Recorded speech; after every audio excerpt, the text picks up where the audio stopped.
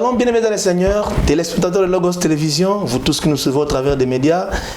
C'est Ecclesia, cette vitrine, votre émission qui vous permet de vous exprimer. Cette émission qui tourne tout autour des thèmes bibliques. Nous vous réitérons nos voeux, les meilleurs, pour l'année 2023 qui vient. Une année différente, elle sera différente de celle qui vient de s'achever. Nous vous souhaitons toutes les bonnes choses, les meilleurs du monde, que le Seigneur nous bénisse abondamment. Alors, aujourd'hui c'est Ecclesia. Nous voulons parler d'un témoignage. L'émission d'aujourd'hui tourne tout autour d'un témoignage. L'histoire d'une vie, le parcours du ministère. Nous voulons parler autour de ces choses, de quelqu'un, autour de ce que le Seigneur a fait avec une personne.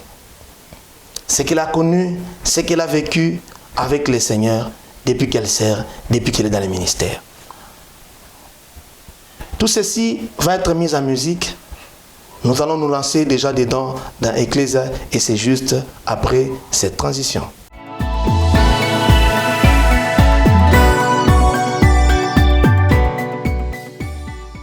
Alors, pour aujourd'hui, je voudrais saluer mon ami de tous les jours, mon compagnon fidèle, Albert, avec qui j'ai le plaisir, l'immense plaisir de présenter cette émission Ecclesia.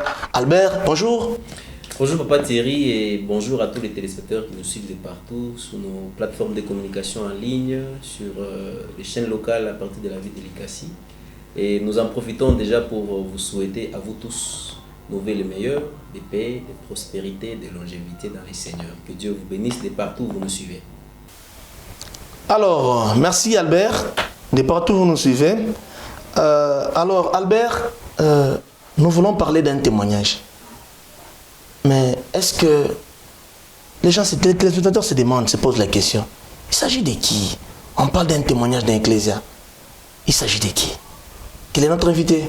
Évidemment, ça sera un peu différent par rapport aux autres émissions précédentes. Nous voulons parler, comme Papa Thierry l'a dit, sur les témoignages. Le parcours d'une vie. Avec quelle personne? Il s'agit bien de la servante de Dieu, Maman Mika Mukiba. C'est une servante de Dieu, chantre de l'Éternel. Elle est née à Luozi dans la province de Bas-Congo. Elle est la troisième d'une famille de 8 enfants. Actuellement, elle est mariée à Papa et Papi Pandiani, avec qui ils ont ensemble 2 beaux garçons, 2 beaux enfants. Une fille et un garçon. Alors, ils ont ensemble 2 enfants. Elle est servante de Dieu. Elle est chantre dans les domaines de la musique chrétienne. Elle est artiste musicien. Et au-delà de ça, c'est une conductrice de culte. Et donc, c'est avec elle que nous allons échanger tout autour de cette thématique inhabituelle dans Ecclesia. Témoignage, une vie. Elle a un message. Il peut édifier une âme, il peut édifier quelqu'un qui nous suit. Alors tout de suite, nous disons Shalom Maman Mika Mukiba. Shalom Papa Albert. Bienvenue dans l'émission Ecclesia. Merci. Nous vous souhaitons vraiment la bienvenue et nos vœux le meilleur pour l'année 2023 qui s'annonce déjà à l'horizon. Merci beaucoup. Pareillement. Alors c'est avec elle que nous allons échanger. Tout de suite, nous allons nous retrouver dans Gospel, dans Cœur Ecclesia.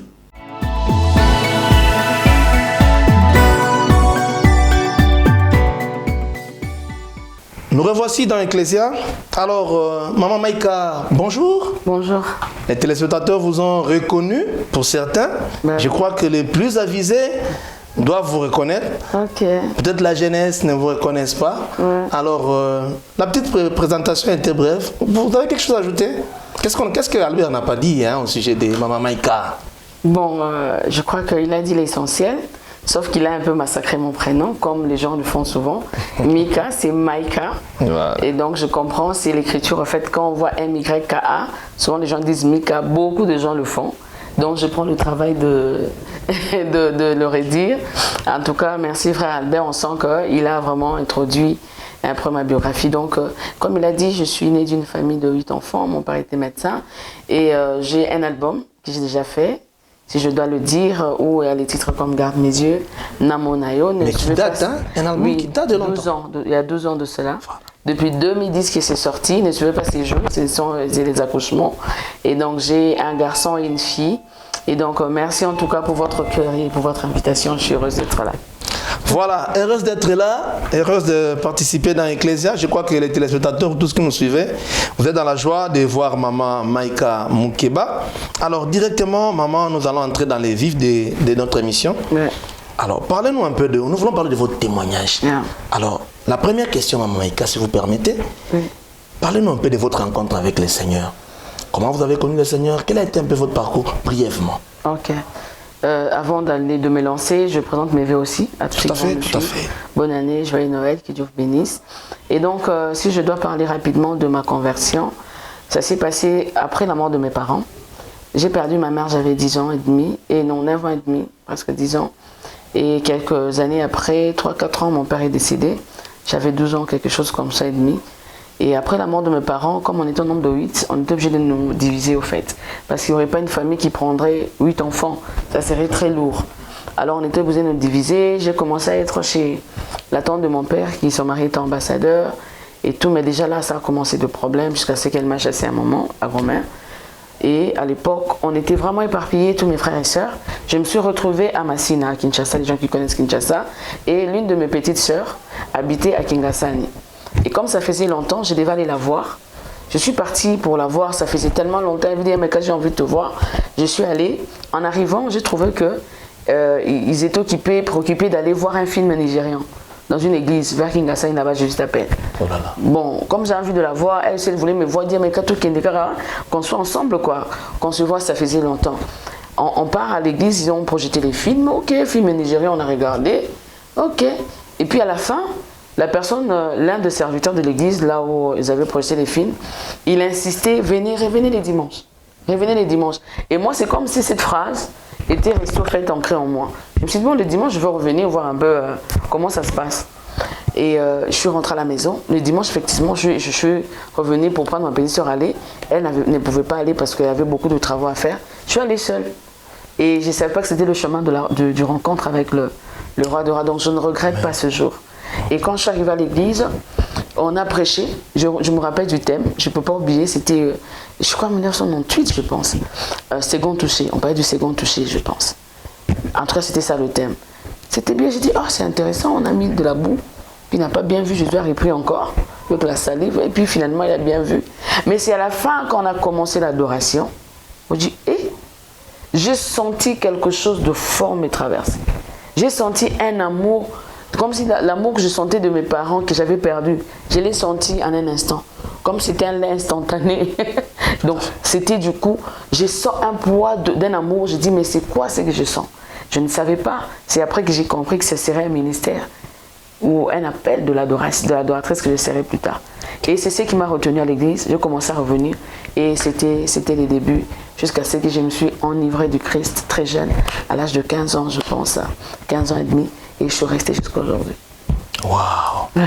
Quelle rencontre avec le Seigneur! Yeah. Quelle profondeur dans les ministères! Alors, comme on parle un peu ministère, allons-y directement. Yeah. Comment avez-vous découvert que vous avez un appel spécial? Alors, et puis, ce que le Seigneur fait avec vous. Maman Maïka, à chaque fois qu'on vous voit travailler, pour ceux qui vous ont déjà vu chanter ou conduire les cultes, il y a des choses qui se passent quand vous travaillez. Comment est-ce que ça s'est fait? Vous avez eu un appel spécial? Le Seigneur vous a parlé spécialement? Bon, éclairez-nous un tout petit peu. Je ne sais pas m'accorder à ce que le Seigneur m'a parlé spécialement ou quoi, mais je dis que c'est vraiment la grâce. Parce que moi, des fois, ça me dépasse, sincèrement. Ou soit parce que je cours vers quelque chose de rester qu'au bas de la croix. Ça me permet de me garder fraîche, au fait. Déjà, quand je me suis convertie très jeune, j'étais tellement enivrée de...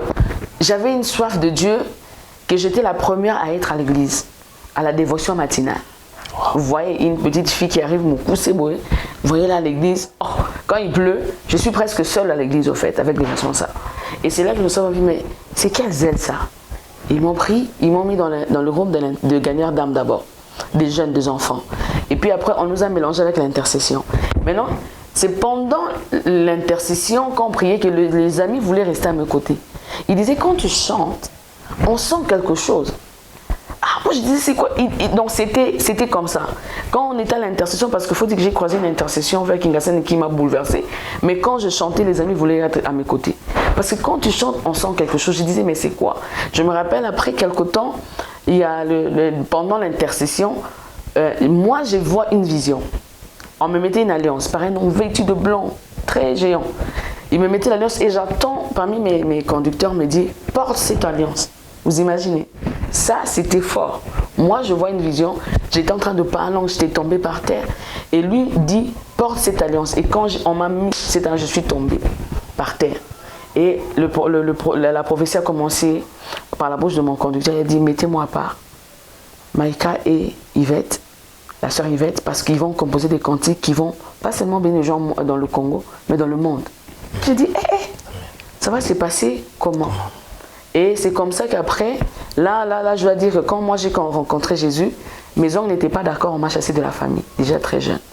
À quelques mois de ma conversion, parce qu'il y avait un feu, j'avais un zèle, ils m'ont dit de faire un choix. Soit tu restes dans la famille, soit tu vas dehors. Et comme je viens de rencontrer Jésus, c'était du boom, j'arrivais pas, on m'a dit de sortir.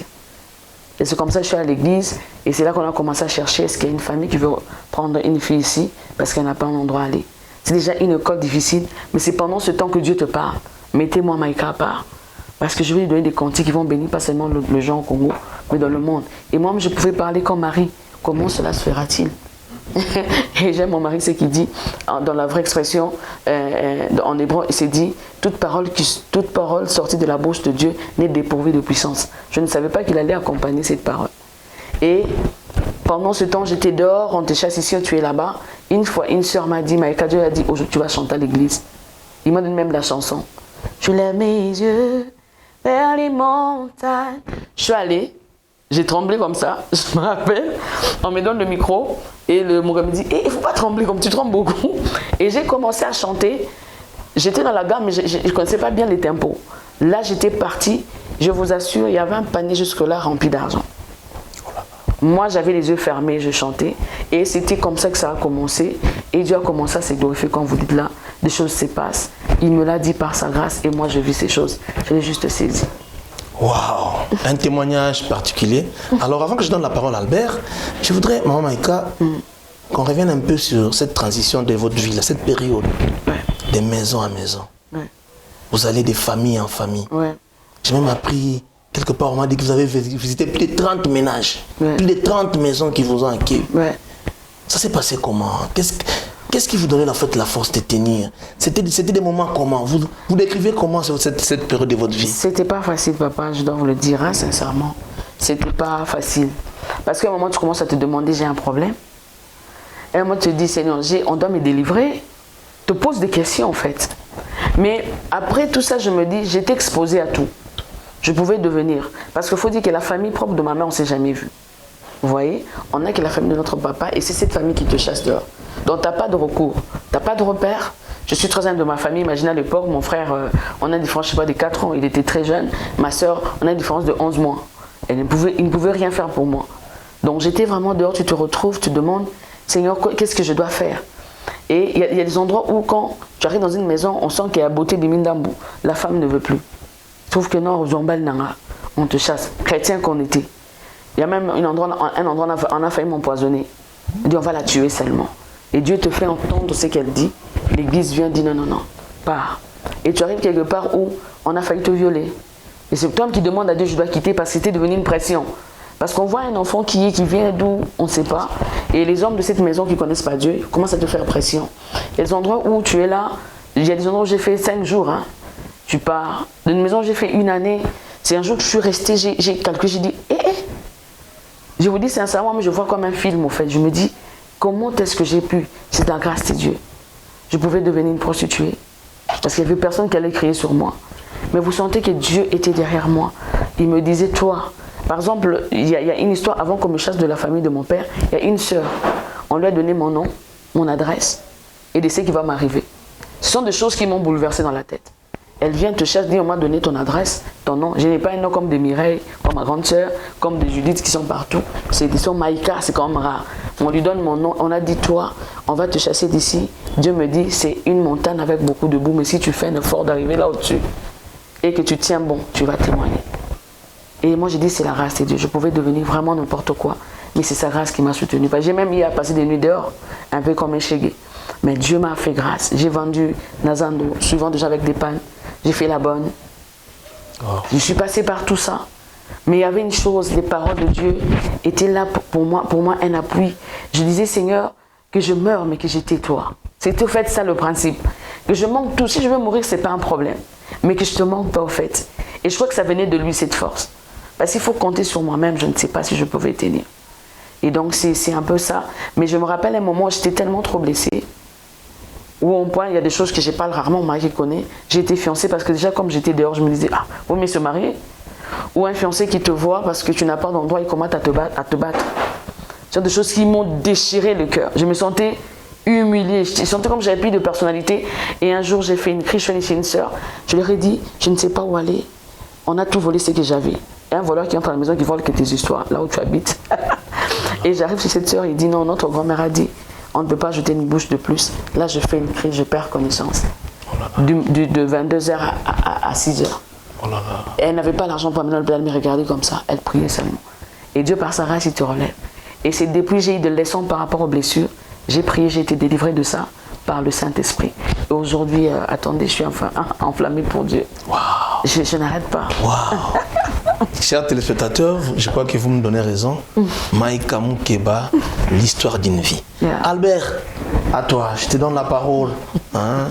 Il y a une portion d'écriture, Albert. Justement, ouais. Il y a une portion d'écriture. Nous parlons de témoignages aujourd'hui. À partir de ces témoignages, par cette émission, vous pouvez être édifié. Peut-être vous partagez le même contexte de la vie de maman Maïka. Alors, à partir de ça, vous allez voir qu'elle est là. Elle a une vie réussie, un ministère réussi, qui impacte des vies. Amen. Donc, c'est possible. Et nous allons lire le psaume 145, 145 à partir du 10e verset jusqu'au 12e verset. La Bible de Dieu, la Bible dit ceci: toutes tes œuvres te loueront, ô Éternel, et tes fidèles te béniront. Ils diront la gloire de ton règne, et ils proclameront ta puissance. Yes. Pour faire connaître au Fils de l'homme ta puissance et la splendeur glorieuse de ton règne. Amen. C'est ça, en fait, le but même de cette émission. Le témoignage, c'est pour faire connaître. Il est vrai que nous pouvons regarder d'un mauvais œil la chose qui nous arrive, l'épreuve par laquelle Dieu nous fait passer. Pour lui, il lit ça autrement.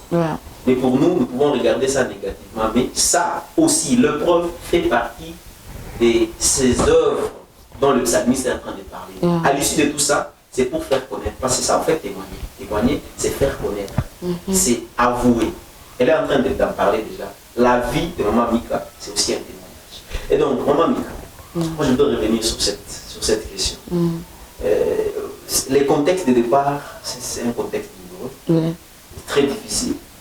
Mais je me demande, d'abord, premièrement, comment vous avez su garder la flamme. À la fois, vous perdez tout ce que vous avez perdu, le papa et tout ça. Puis à la fois, vous êtes contrainte à passer dans tel ou tel autre foyer. Puis à la fois, Dieu vous parle, Dieu vous appelle, dans un contexte particulier. Comment vous avez su reconnaître cet appel, accepter cet appel et garder cette flamme? C'est ça en fait. Je crois que c'était la manière dont Dieu passe par ta vie, comme je vous l'ai dit. Quand tu vois un Dieu que tu ne connaissais pas avant, tu viens de le connaître en fait. On a toujours entendu parler de Dieu. Mais quand on parle du réveil, c'est du cœur. Et Dieu envoie une personne te chercher là où tu habites. Te disant ce qui va arriver. Avec des précisions. Déjà tu dis, il y a un Dieu vivant. Il me connaît. Il me connaît. Et quand tu es dehors, je suis pas superwoman. C'est pas que je suis tellement forte. Moi je dis c'est sa grâce au fait. Je crois qu'il a ajouté toujours de penser des paroles pour me donner au fait cette tenue, me donner cette force. Et comme je l'aimais, comme je l'ai dit, je disais à Dieu que j'ai tout manqué, que je meurs, c'est pas un problème. Parce qu'à un moment j'étais fatiguée, je suis allée habiter dans une maison, j'ai dit je suis fatiguée d'être chassée chez les gens. Où les gens te traitent de tout et de rien. Je suis allée louer une maison, il n'y avait pas de pavement, il n'y avait pas de crépsage. Je dormais sur un triplex. Jeune fille, je n'étais pas moche.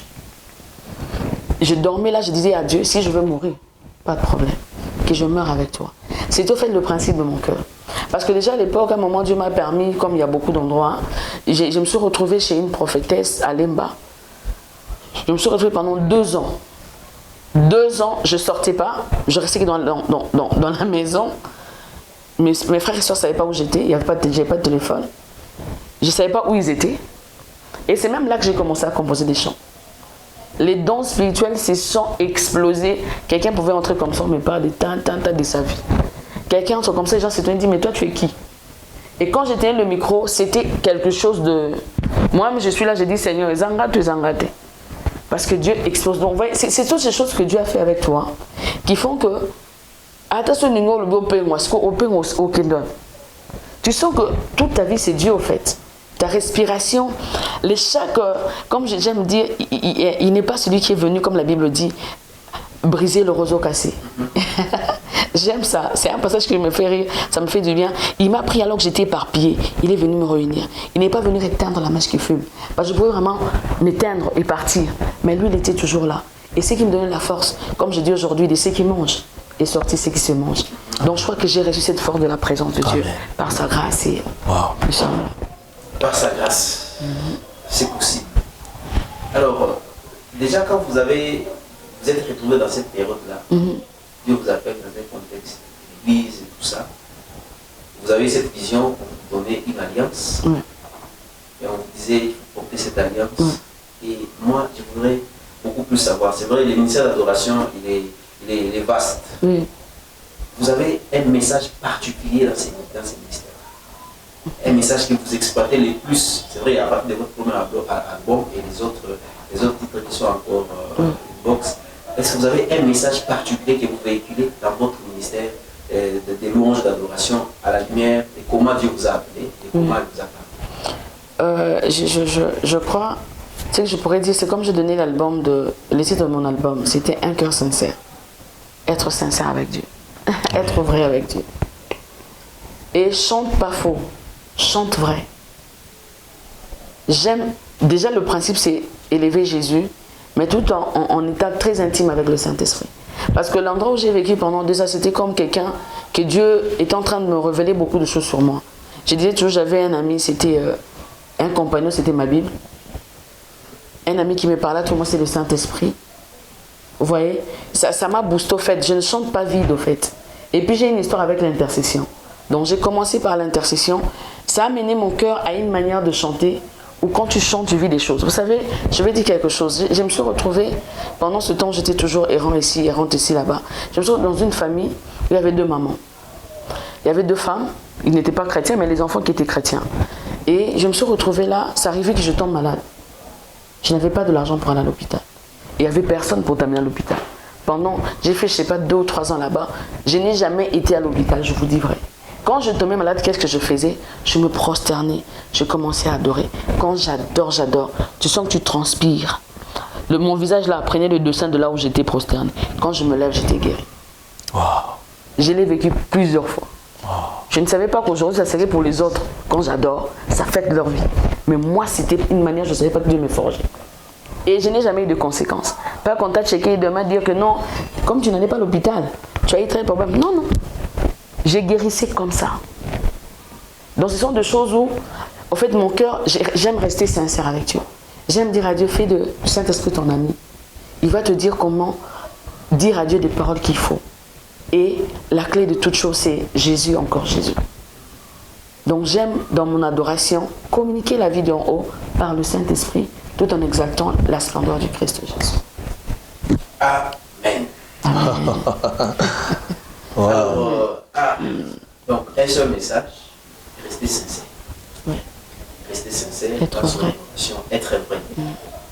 Être, éviter de paraître. Voilà. Tout ça, en fait, ce sont des épreuves. Quand on écoute une histoire comme ça, ça fait un peu mal. Tout ça, ça fait partie de ces œuvres. Quand on les expose, c'est pour dire à l'autre qui passe par ces moments, c'est possible de quitter cette vie vers une autre vie glorieuse avec Christ. Amen. C'est possible. Alors, moi, vous avez eu un message dans le ministère. Je voudrais aussi savoir, parce que quand vous êtes retrouvé dans cette période, tout le monde ne vous acceptait pas. L'acceptation était difficile. Oui. Est-ce qu'il y a-t-il ceux que vous pouvez considérer comme des pères, des gens qui vous ont accepté, qui vous ont pris sur leurs épaules, et qui vous ont aidé à commencer quelque part et à évoluer dans le ministère? Vous savez, la plus grande difficulté dans mon histoire, c'était quoi? Par exemple, là, j'arrive à un coin, je trouve Papa Thierry, je l'aime beaucoup. On se voit à l'église, et bien on te chasse. Tu n'as plus Papa Thierry. Tu le perds, en fait. Parce que quand déjà, il ne sait même pas là où tu vas. Toi-même, tu ne sais pas là où d'abord tu vas. Alors, Papa Thierry va savoir comment. J'ai perdu beaucoup, comme vous avez parlé d'un ami qui était pour moi un frère, qui a parlé de Papa Thierry, de mon histoire. Il m'a rencontré à une période de ma vie. Il a vu comment est-ce que la présence de Dieu était quand je chantais, comment Dieu m'utilisait par le don spirituel. Il commençait à chercher des églises pour moi. Et un jour, on me chasse. On ne s'est pas vu, je ne sais pas, ça fait 10 ans. Parce que moi, je ne sais pas. Plus de 10 ans. Plus de 10 ans. J'ai perdu, au fait, j'ai mon père spirituel là où je me suis converti. Aujourd'hui, il est à Paris, Papa Béraud, s'il m'attendra, je serai content. Je l'appelle mon père spirituel le premier, au fait. Parce que lui qui m'a vu, il a dit, toi, tu as quelque chose de Dieu. Mais après, quand on m'a chassé, perdu des traces, je viens de le retrouver il n'y a pas longtemps. J'ai perdu beaucoup de choses comme ça, beaucoup de gens. Parce que tu vas là-bas. Et ce n'était pas facile pour moi. C'était très douloureux pour moi-même. Mais jusqu'à ce qu'à un moment, je me suis retrouvée à Lupin, dans une famille, bon, une belle famille de mon papa, donc sa soeur, sa belle famille, c'est long. Et c'est là quand j'ai prié, quand j'adorais Dieu, je ne savais pas que ça affectait même sur l'avenue. Il y a pasteur Yves Bampile, notre la bande de Kisangani, et ses frères, c'était leur famille. Ils m'ont vu et dit, oh, mais toi tu as une grâce particulière, parce que le frère m'a vu prier à 9h, il est revenu à 16h, il m'a trouvé en train de prier avec la même intensité. Là, je me glorifie pas, c'est son témoignage. Et c'est là qu'il a dit, quand tu chantes, on sent quelque chose. Il m'a pris, il m'a mené à la cellule de la bande. J'ai fréquenté la bande d'abord à la cellule. Moi, j'étais venu de l'église en bruit. Ouais. Là, je voyais la bande, nous apportons. J'ai dit, je sais pas. Des styles différents. Oui. C'est trop. Mais la cellule, j'allais. Et puis on me chasse encore. Je retourne à Massina, je fais encore les va-et-vient. Finalement, je me retrouve encore à Cité Verte, à Lupin. Et c'est là qu'un jour, je commence à sentir moi-même que j'ai pris bien, j'ai fait des choses bien, mais j'avais besoin d'écouter une autre parole, une autre dimension de la parole. Je viens à la bande quand même, j'ai dit, bon, je viens quand même. Ils chantent là, oh, Zana, je dis, Seigneur. Mais le jour où j'entends pasteur Verno prêcher, je dis, c'est quoi ça? J'étais debout. Et c'est qui m'a retenu à la bande. Et par là, c'est vrai que j'ai rencontré beaucoup de gens. Il n'y a pas eu de gens qui ont été vraiment... Pasteur Blaise Aquila, le feu pasteur, malheureusement il est déjà parti, il m'a vu la découvert. C'est là quand j'ai adhéré à l'intercession de la bande que les gens ont commencé à voir, toi tu vois, quand tu chantes là, qu'est-ce que tu dégages? Et c'est comme ça que petit à petit on a commencé à mettre à l'intercession de la bande le matin, commencé à modérer et les gens ont commencé à découvrir, oh tu chantes comme ça? Tu as une telle grâce. Parce que moi, d'habitude, je ne suis pas une personne qui court derrière la chair. Je peux rester, je ne me donne pas le micro, je peux faire une année. Moi, je ne sais pas, c'est par rapport à ce que j'ai vécu peut-être. Mais je ne suis pas quelqu'un qui se bat. Donne-moi les micros. Non. Quand tu me découvres, c'est bon. Mais finalement, aujourd'hui, maintenant, j'ai beaucoup de papas. Dieu m'a ramené des gens. Wow. J'ai pasteur Bondo qui m'aime beaucoup, mon pasteur, là où j'ai pris à la bande, même pasteur Vernon avant sa mort, il a écouté mon album, c'est le CD qui était dans son véhicule, c'est une Jeep. Il m'a même appelé, il a prié pour moi. Il m'a donné une lettre permettant toute la bande d'accepter que je présente mon album. Et il est parti, gloire à Dieu, dans la gloire. Et aujourd'hui, j'ai Papa Bondo, j'ai Maman Gisèle qui m'aime beaucoup. Aujourd'hui, j'ai travaillé longtemps à Parole du Salut Gombe. J'ai des papas, Papa Safari, Papa Honoré. Et aujourd'hui, j'ai des papas Gauthier que je connais. Finalement, j'en ai tellement. Il est celui qui va vous redonner. Tout à fait. Les années qu'on dévorait. Aujourd'hui, j'ai des papas Thierry. J'ai le frère Alba qui est ma famille. Vous imaginez. Tout à fait. Dieu me donne une famille avec des personnes extraordinaires. Wow. Et donc là, j'oublie même les années qu'on dévorait les élèves et les garçons. Waouh. Témoignage. Albert, je crois que la matière est tellement abondante. Je voudrais réagir. Moi, Maïka, je reviens maintenant dans votre casquette de chantre, conductrice de louange. Oui. Vous définissez comment l'adoration? Moi, je définis l'adoration comme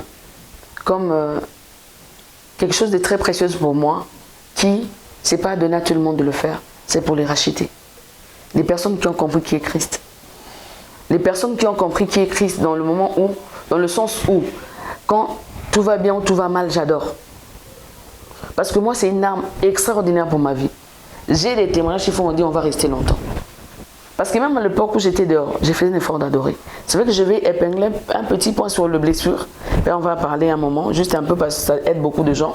Mais moi, je considère l'adoration comme une force qui affecte des destinées. Vous savez, à l'époque, quand Dieu a envoyé le déluge sur la terre, oui. Tout le monde est parti. On dit quand Noé est sorti, il a servi, il a fait une offrande. C'était comme une adoration. Et Dieu a dit à Nayoki, je jure, je ne ferai plus du mal. L'adoration de Noé a affecté la destinée du monde. Moi, je crois à l'adoration qui affecte des destinées, qui change l'histoire. Les gens souvent parlent de la défense par la louange, mais moi, par l'adoration. Quand tout va bien, quand tout va mal, j'adore. Là, tu as compris la profondeur. Tu as compris parce que tout le monde peut louer. Tout ce qui respire loue l'Éternel. Les arbres, les païens. Mais l'adoration, c'est une dimension de racheter. Réservé. Des intimes, réservés. Alors si tu comprends, tu es une personne qui a... Parce que tout passera, les intercessions, les protocoles que nous faisons, tout, mais l'adoration des prophéties restera.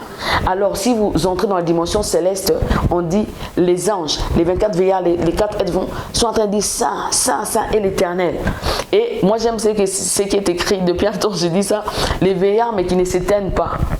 Des veillards, mais depuis qu'ils étaient en train d'adorer, ils ne s'éteignent pas. Là, ça veut dire, si tu es adorateur, tu comprends. Tu vas mener longévité même dans ta famille, dans tes enfants, dans chaque chose qui est dans ta vie. Tu prends l'atmosphère du ciel, tu l'amènes sur terre. Alors, peu importe ce que tu traverses, adore Dieu. C'est une force. Moi, pour moi, c'est une force terrible. L'adoration, c'est pour les racheter. Yeah. C'est pour ceux qui ont une histoire particulière avec le Seigneur. C'est pour ceux qui sont scellés. Ceux qui ont une marque du Saint-Esprit. Du Saint-Esprit. Oh, Saint-Esprit. Wow. Alors, parlons de cela, avant que nous parlions de blessure intérieure, et après on va aller à l'appel du salut, appel au salut. L'adoration, l'adorateur. On vous a vu accompagner Feu Papa Alemoloto. Dans un spectacle, je crois, une des dernières tournées de Gaël Musique avec Papa Alemoloto. En Europe, oui. Vous l'avez accompagné, donc vous l'avez fréquenté. Oui. En une ou deux minutes, vous les définissez comment? J'ai dit toujours sur quel a été son impact? Oui. Vous avez découvert quoi en lui? Je dis toujours sur les 2 cadeaux que Dieu m'a donnés dans mon ministère que je ne peux pas oublier. Le fait que mon pasteur Vernon, tout ce qu'il était qui me cherche à cause de mon album, et qu'avant de mourir, il avait mon CD dans son album. Ça, c'est le cadeau que je ne peux pas oublier. Deuxième, le fait d'être avec Papa Alemoloto pendant 20 jours. Dans un voyage. Vous savez, c'est un homme qui... J'ai dit souvent ça. Vous savez, aujourd'hui, on a des chantres, pas tous, hein. Quand on chante, quand ils font des choses pour Dieu, l'attirance de l'homme ça se pointe sur eux. Les gens les admirent, ils ont envie de les voir seulement. Mais des gens comme Papa Alemoloto, quand tu l'écoutes, il t'amène vers Jésus. Je ne sais pas si vous comprenez la nuance. Donc tu t'arrêtes pas, c'est vrai que tu vas l'apprécier. Tu lui donnes les honneurs qu'il faut. Mais tu sens que le fait de parler avec lui, il te rapproche du royaume. Il te donne envie de te prosterner devant Jésus. Amen. Ce n'était pas une star. Ce n'était pas quelqu'un, les honneurs s'arrêtaient chez lui. Quand tu le vois, tu as envie de sauter, de crier, de tomber. Non, non. Tu as envie de crier, mais de le respecter. Avec beaucoup d'honneur, mais tout en sachant. Comme si quand tu viens chez lui, tu as déjà vu Jésus. Wow. Un homme exceptionnel. Exceptionnel. Moi, pour moi, c'était le cadeau. Et quand il entend quelque chose, une phrase dans ta chanson, il t'explique, Maïka, tu vois là, il faut corriger. On ne dit pas, j'ai un chant que j'ai fait, donne-moi l'humilité, comme mieux que moi. Il dit, on ne demande pas l'humilité. L'humilité se travaille.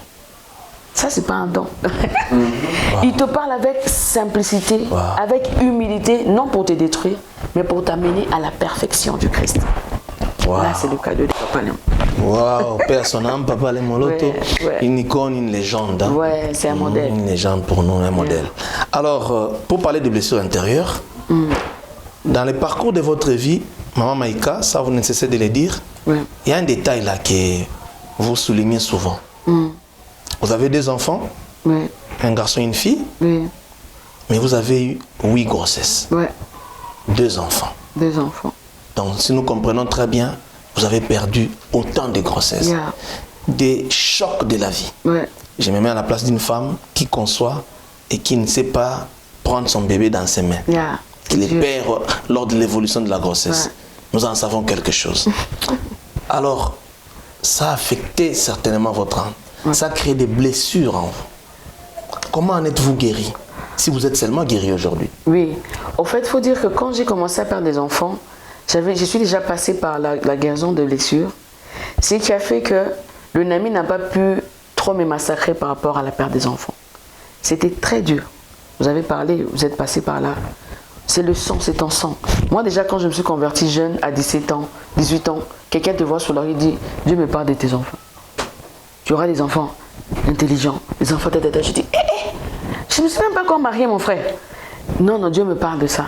Et par rapport au parcours que j'ai eu, je me disais quand je me marie, j'aurai des enfants, c'est fini.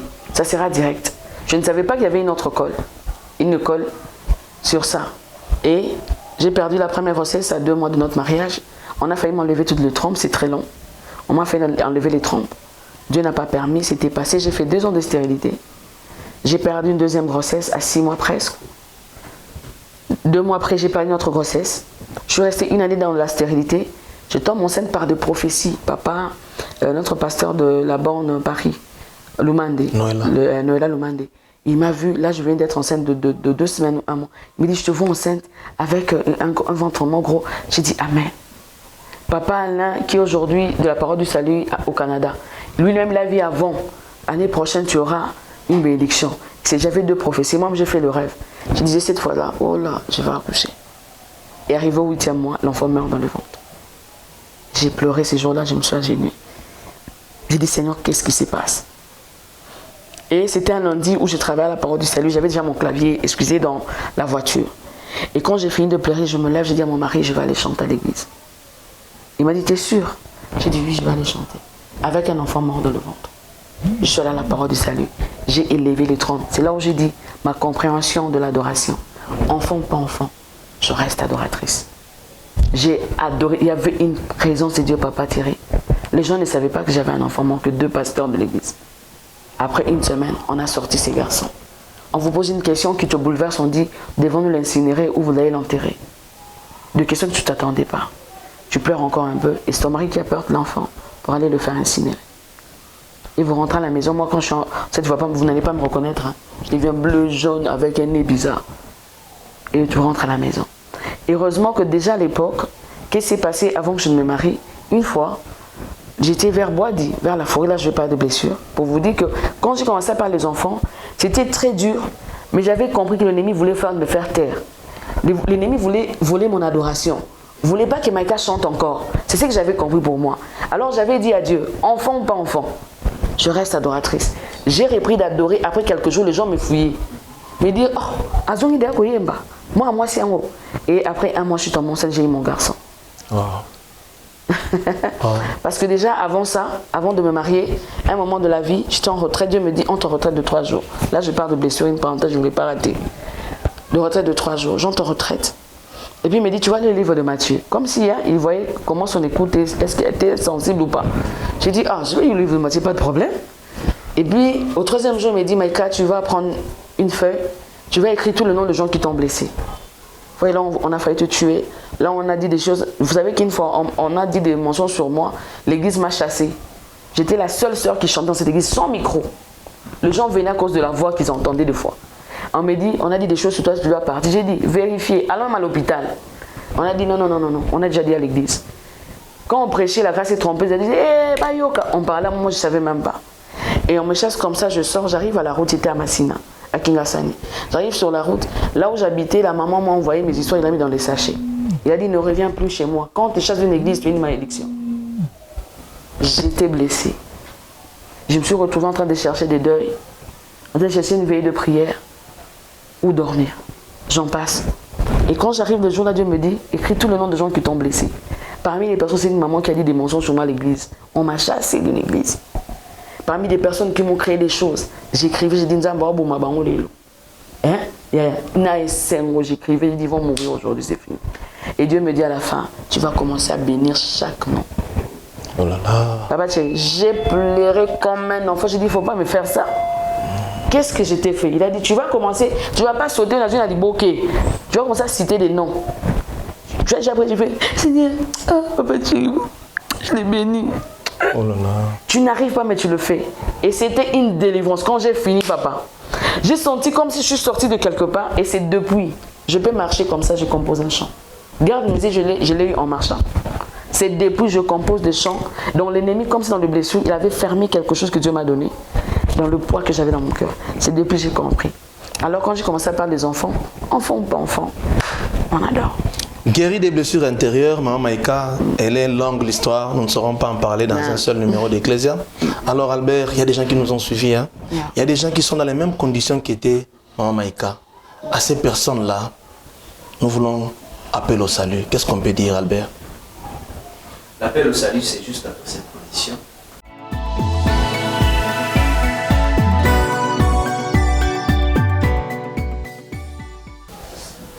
Bien-aimés dans les Seigneurs, vous nous avez suivis au cours de cette émission où nous parlions témoignage avec une vie. Nous sommes partis de l'histoire de maman Maïka Mkeba. C'est douloureux. C'est douloureux d'entendre le parcours, mais à l'issue de tout ça, c'est les résultats. Comme on le dit, c'est les résultats qui font taire les discussions. Nous avons vu que Dieu a fait quelque chose dans sa vie. En tout cas, c'était le passé. Aujourd'hui, je crois, quelque part, que vous nous avez suivis et que vous partagez la même vie.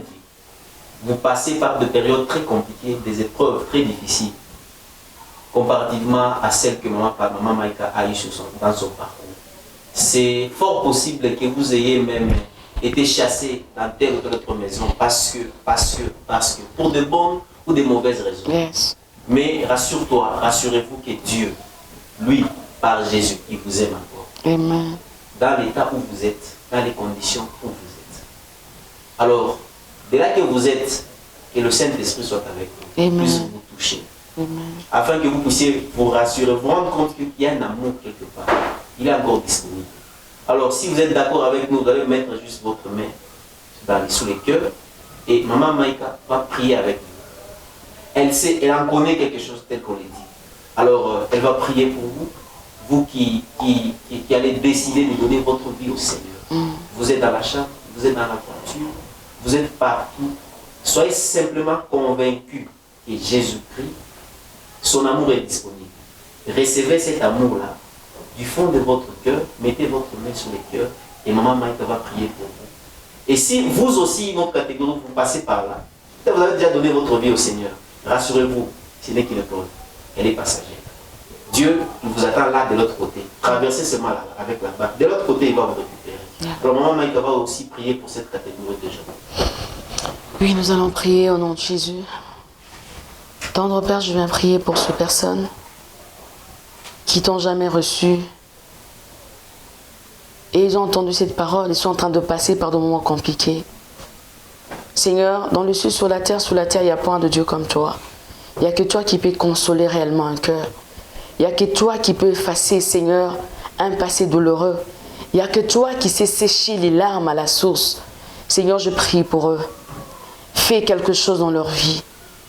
Et reçois ces âmes, Seigneur, qui aujourd'hui, ils ont dit, nous voulons donner notre vie à Jésus.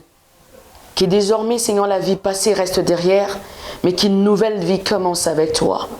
Jésus, merci de le recevoir dans ton royaume. Merci parce qu'il y aura des fêtes aujourd'hui, je le crois. Et je les sens. Je le sens que quelque chose se passe. Je sens qu'il y a des gens même qui nous suivent, qui vont pleurer, mais après ils vont dire, il y a Jésus.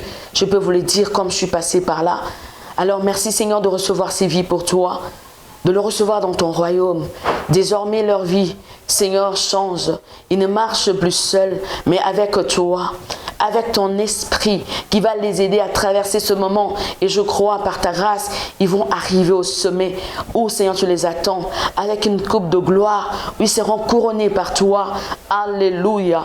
Seigneur, aussi pour ce catégorie des personnes que tu connaisses, mais qui passent par des moments compliqués. Yahweh, je viens déclarer, comme tu l'as fait avec ma vie, aujourd'hui, Seigneur, mon nom est cité presque partout. Seigneur, je ne bats pas poitrine, mais je dis, Seigneur, on te rend toute la gloire. Et aussi, je suis mariée, stable dans ma maison éternelle. Tu peux le faire avec eux. De ce qui mangent, sortira ce qui se mange. De ce qui mangent, sortira quelque chose de bon. De ce qui mangent, sortira la vie qui va témoigner. Ça sera leur tour à venir dans ce plateau avec Papa Thierry et notre frère Albert pour témoigner Dieu. Éternel, porte-le, Seigneur, par ton esprit. Fais grâce. bande le cœur qui était blessé. Yahweh, donne-leur la force, car ce n'est ni par la force, ni par la puissance, mais c'est par ton esprit. La force de pardonner, la force de voir que Jésus est Jésus seul et de célébrer ton nom malgré le moment compliqué. Je bénis chaque personne qui nous suit. Même Seigneur, ces femmes qui ont besoin d'enfants, je profite comme je le sens. J'ai prié pour elles.